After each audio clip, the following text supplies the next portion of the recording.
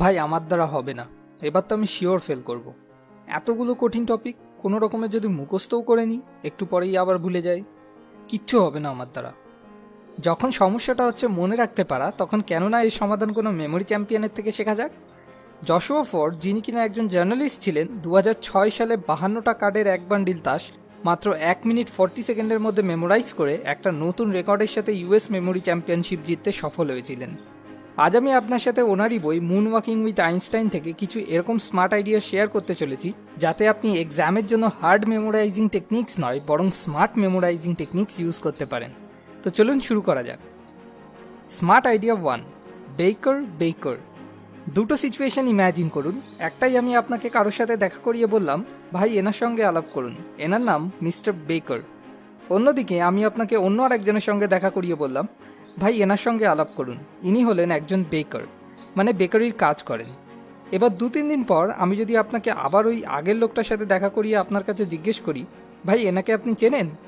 আপনি হয়তো বলবেন, হ্যাঁ এনার সাথে আগে দেখা তো হয়েছিল, কিন্তু ভাই নামটা না ঠিক মনে করতে পারছি না।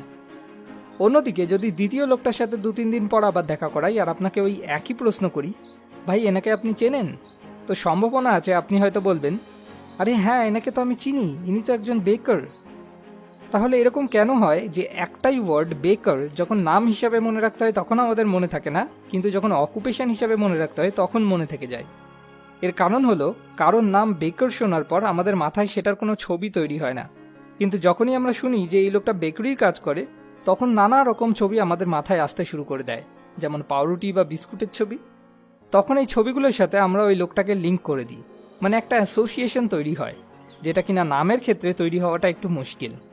এরকমই যখন আমরা কিছু এরকম টপিক পড়ি যেটার কোনো অ্যাসোসিয়েশন বানানো মুশকিল হয়ে যায়, তখন সেই টপিকগুলো মনে রাখাও আমাদের জন্য মুশকিল হয়ে যায়।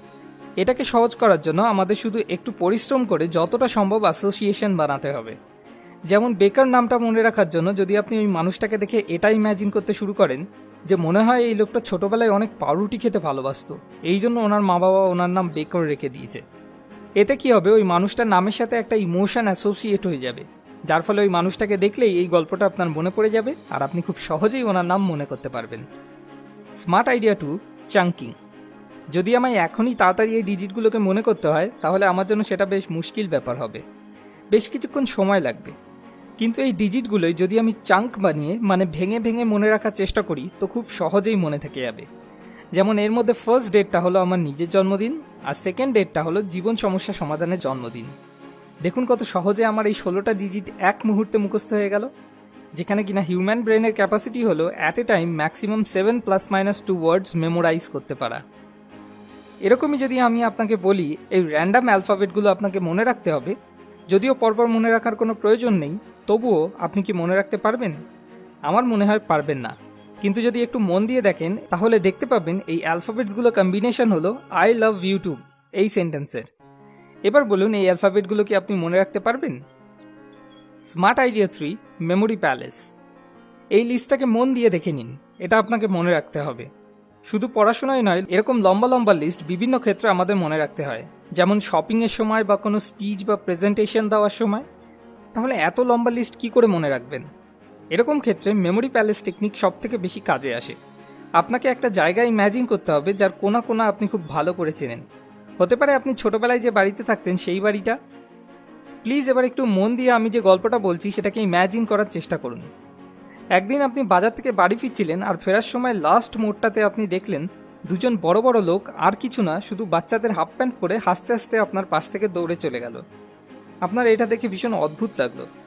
তারপর আপনি যখন বাড়ির দরজার কাছে এসে পৌঁছালেন, তখন আপনি দেখলেন দুটো বড় বড় সাইজের টমেটো কেউ আপনার দরজায় ছুঁড়ে মেরেছে। এখনও ওই টমেটোগুলোর কিছু অংশ দরজায় লেগে রয়েছে। আপনি ভাবলেন এটা নিশ্চয়ই ওই হাফ প্যান্ট ম্যান দুটোর কাজ। আপনি রেগে তাড়াহুড়ো করে দরজা খুললেন, আর দরজা খুলতেই আপনি দেখলেন আপনার সোফাতে বসে সানি লিওনি 1 ডজন কলা খাচ্ছে। এবার এটা হয়তো কারোর একটু ভায়োলেন্ট লাগতে পারে, কিন্তু জিনিস যত বেশি ভায়োলেন্ট আর অদ্ভুত হবে ততটাই বেশি আপনার ভালোভাবে মনে থাকবে।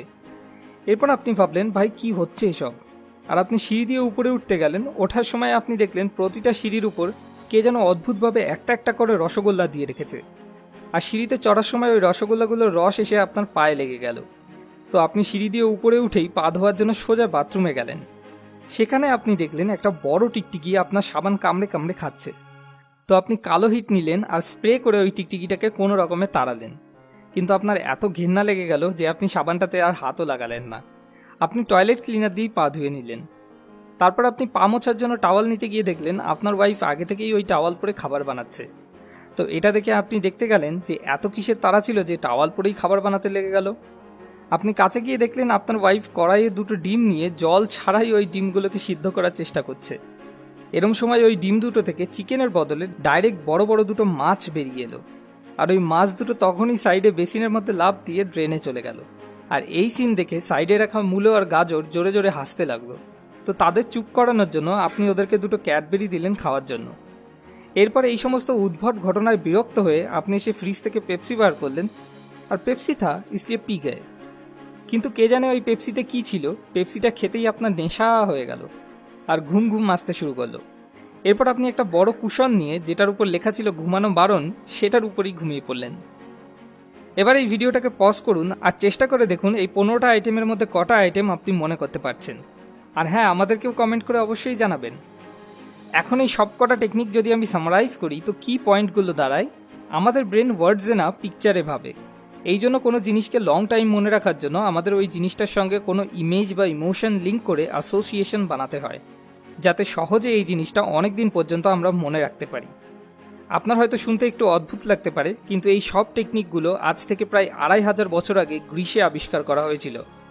কেননা যেহেতু তখন কোনো লেখার উপায় ছিল না, তাই তখনকার লোকেরা হিউম্যান মেমোরির ওপরই বেশি নির্ভর করত। কিন্তু আজ কম্পিউটার, স্মার্টফোন, গুগল এই সব টেকনোলজির জন্য আমাদের মধ্যে বেশিরভাগ লোকই নিজের মেমোরি পাওয়ারের উপর এতটুকু মনোযোগ দেয় না। যেমন সক্রেটিস বলেছিলেন, writing will make people Dam. Memory পাওয়ার কি শুধু পরীক্ষাতেই ভালো নাম্বার পাওয়ার জন্য লাগে? না, ইনফ্যাক্ট আমরা যেটাই তৈরি হয়েছি সেটা পুরোপুরি আমাদের মেমোরির জন্য। এখনই যদি আপনার ভেতর থেকে সব মেমোরি পুরোপুরিভাবে মুছে দেওয়া যায় তো আপনি এতটুকুও জানবেন না যেটা আপনার নিজের বডি না অন্য কারোর। মেমোরি আমাদের জীবনের ডিসিশন, কোর ভ্যালুস এই সব কিছুকে মেনটেন করে। একটা ভালো মেমোরি পাওয়ারের সাথে আমরা একটা ভালো জীবন লিড করতে পারি। যখন আপনার মেয়ে এসে আপনাকে জিজ্ঞেস করবে, বাবা বাবা বলো না, আমি যখন কথা বলতে শিখেছিলাম তখন আমি একদম সবার প্রথমে কি বলেছিলাম, তখন যদি আপনি তাকে সত্যিটা বলতে পারেন তো ভাবুন এই ছোট্ট জিনিসটুকু আপনাকে আর আপনার মেয়েকে দুজনকেই কতটা আনন্দ দেবে। যেমন এই বইয়ের লেখক জশুয়া ফোর বলেছেন, if you want to live a memorable life then be the person who remembers to remember. যদি আপনি আরও ডিটেলসে এই ব্যাপারে জানতে চান তো নিচে ডেসক্রিপশনে দেওয়া লিঙ্ক থেকে গিয়ে amazon.in থেকে এই বইটা কিনতে পারেন। সবশেষে আপনার কাছে একটা ছোট্ট রিকোয়েস্ট, যদি এই ভিডিও থেকে আপনার জীবনের কোনো সমস্যার সমাধান খুঁজে পেতে সত্যি এতটুকুও কোনো সাহায্য হয়ে থাকে তাহলে অবশ্যই লাইক আর কমেন্ট করে আমাদেরকে জানান। যতগুলো লাইক আসবে আমি বুঝব ততজনকে আমি একটু হলেও সাহায্য করতে পেরেছি। এটাই আমার আসল উদ্দেশ্য। পরের ভিডিও পরের সপ্তাহে এরকম আরও ভিডিও পাওয়ার জন্য সাবস্ক্রাইব করে আমাদের সঙ্গে কানেক্টেড থাকুন।